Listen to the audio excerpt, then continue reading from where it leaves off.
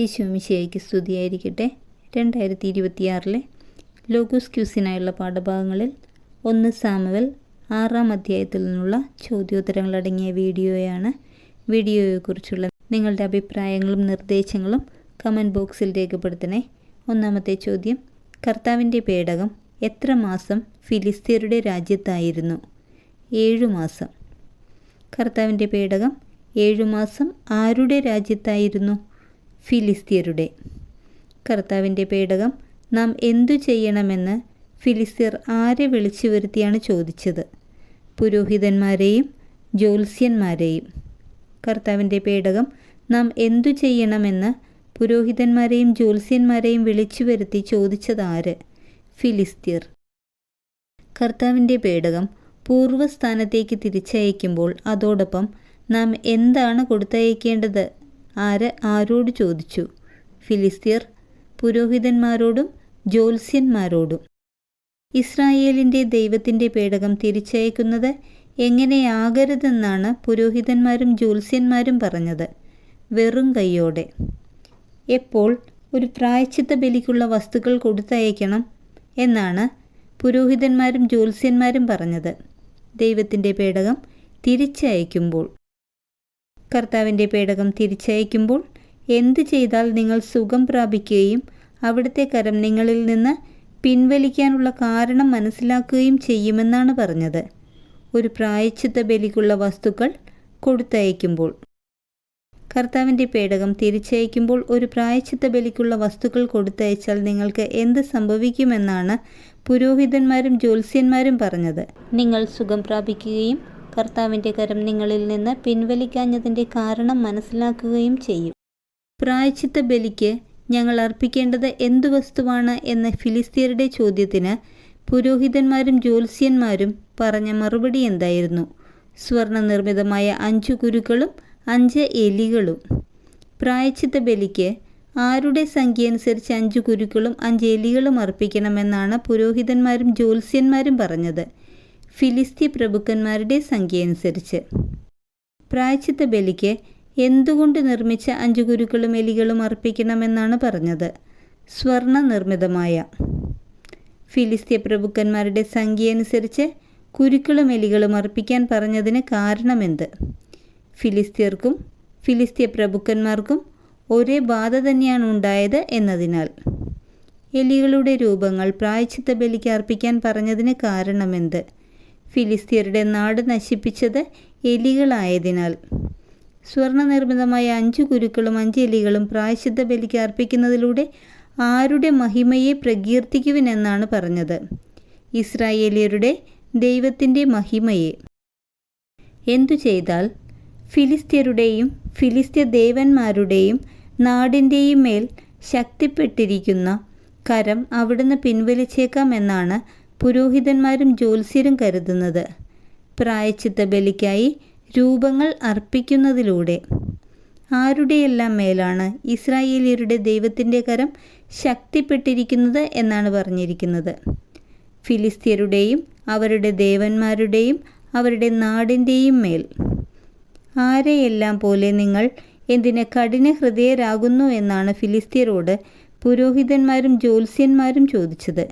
ഈജിപ്തുകാരെയും ഫറവോയെയും പോലെ. ഈജിപ്തുകാരെയും ഫറവോയെയും പോലെ നിങ്ങൾ എന്തിന് കഠിനഹൃദയരാകുന്നു എന്ന് പുരോഹിതന്മാരും ജ്യോത്സ്യന്മാരും ചോദിച്ചത് ആരോടാണ്? ഫിലിസ്തീയരോട്. കർത്താവ് ആരെ പരിഹാസപാത്രമാക്കിയതിന് ശേഷമാണ് ഈജിപ്തുകാർ ഇസ്രായേലിയരെ നാടുവിടാൻ അനുവദിച്ചതെന്നാണ് പുരോഹിതന്മാരും ജ്യോത്സ്യന്മാരും പറഞ്ഞത്? ഈജിപ്തുകാരെ. കർത്താവിൻ്റെ പേടകം കൊണ്ടുപോകാനായി പുതിയ വണ്ടിയിൽ ഒരിക്കലും എന്തു ചെയ്യാത്ത 2 കറവ പശുക്കളെ കെട്ടുവിനെന്നാണ് പറഞ്ഞത്?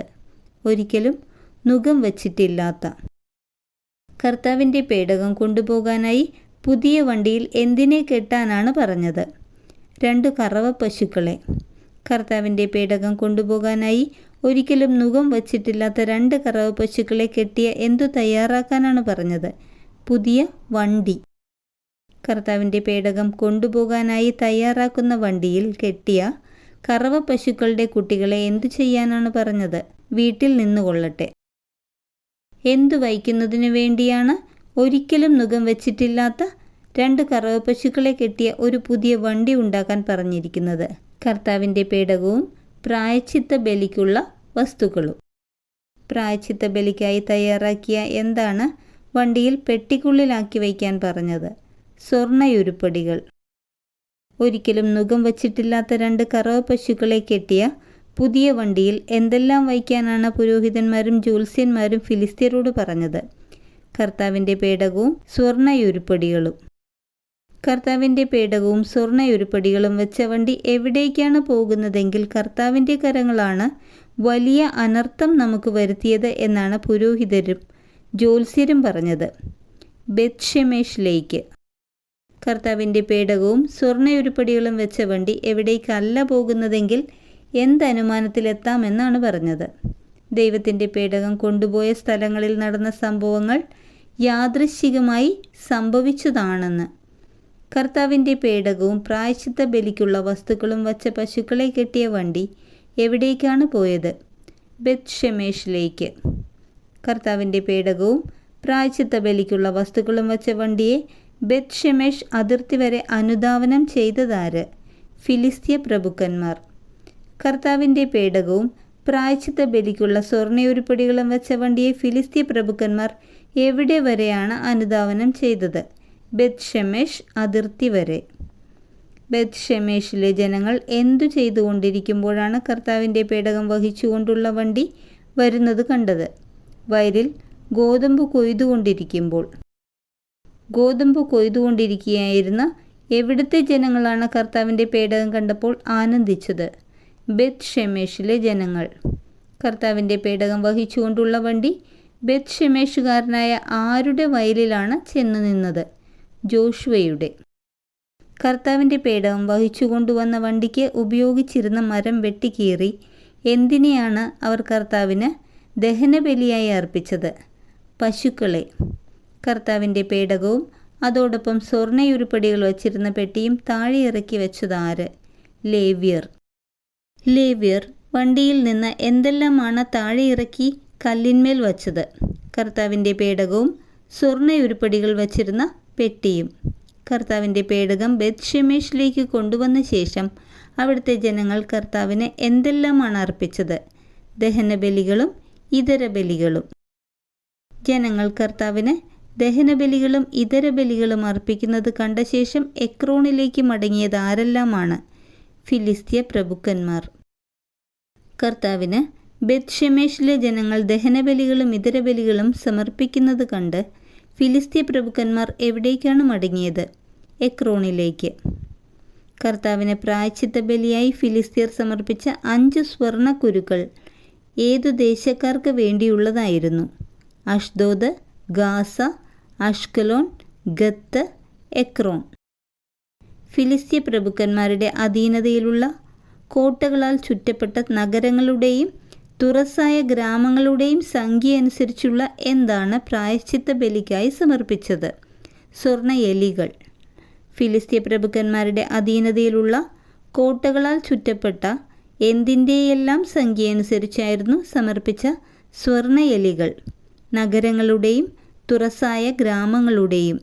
കർത്താവിൻ്റെ പേടകത്തിലേക്ക് എത്തി നോക്കിയ എത്ര ബെത്ഷെമേഷുകാരെയാണ് അവിടുന്ന് വധിച്ചത്? 70. എന്തു ചെയ്ത 70 ബെത്ഷെമേഷുകാരെയാണ് അവിടുന്ന് വധിച്ചത്? കർത്താവിൻ്റെ പേടകത്തിലേക്ക് എത്തി നോക്കിയ കർത്താവിൻ്റെ സന്നിധിയിൽ, പരിശുദ്ധനായ ഈ ദൈവത്തിൻ്റെ സന്നിധിയിൽ നിൽക്കാൻ ആർക്കു കഴിയും? ആരുടെ വാക്കുകൾ? ബെത്ഷെമേഷിലെ ആളുകളുടെ. നമ്മുടെ അടുത്ത് നിന്ന് അവിടുത്തെ എങ്ങോട്ട് അയക്കും എന്ന് പറഞ്ഞത് ഏതു ജനതയാണ്? ബെത്ഷെമേഷിലെ ജനത. കർത്താവിൻ്റെ പേടകം ഫിലിസ്ത്യർ തിരിച്ചയച്ചിരിക്കുന്നു എന്ന് ജനങ്ങൾ പറഞ്ഞത് ആരോട്? കിരിയാത്ത് യെയാറിമിലെ ജനങ്ങളുടെ അടുത്ത്. ഫിലിസ്ത്യർ തിരിച്ചയച്ച കർത്താവിൻ്റെ പേടകം നിങ്ങൾ വന്ന് ഏറ്റെടുത്തുകൊള്ളുവിൻ. ആര് ആരോട് പറഞ്ഞു? ബെത്ഷെമേഷിലെ ആളുകൾ കിരിയാത്ത് യെയാറിമിലെ ജനങ്ങളുടെ അടുത്ത്.